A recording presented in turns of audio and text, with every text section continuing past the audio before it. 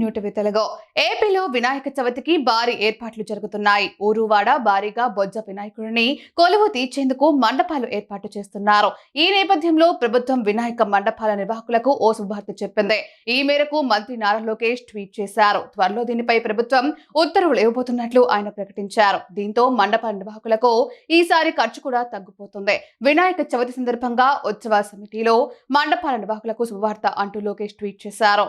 ఇందులో వినాయక ఉత్సవాలు జరిగే రోజుల్లో మండపాలకు ఉచిత విద్యుత్ ఇవ్వాలని నా దృష్టికి మీరు తీసుకువచ్చిన వినతిని సీఎం చంద్రబాబు గారు విద్యుత్ శాఖ మంత్రి గొట్టిపాటి రవికుమార్ గారితో చర్చించానని తెలిపారు.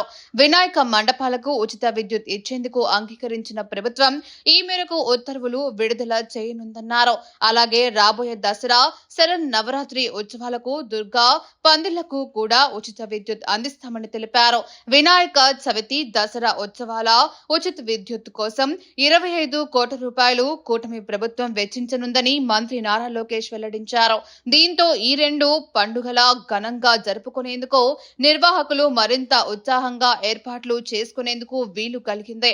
ఇప్పటికే తెలంగాణ ప్రభుత్వం ఈ మేరకు వినాయక చవితి దుర్గాదేవి మండపాలకు ఉచిత విద్యుత్ ఇస్తామని ప్రకటించింది. దీంతో ఏపీలోనూ ఈ నిర్ణయాన్ని అమలు చేయాలని నిర్వాహకులు కోరుతున్నారు. దీంతో ప్రభుత్వం అంగీకరించింది.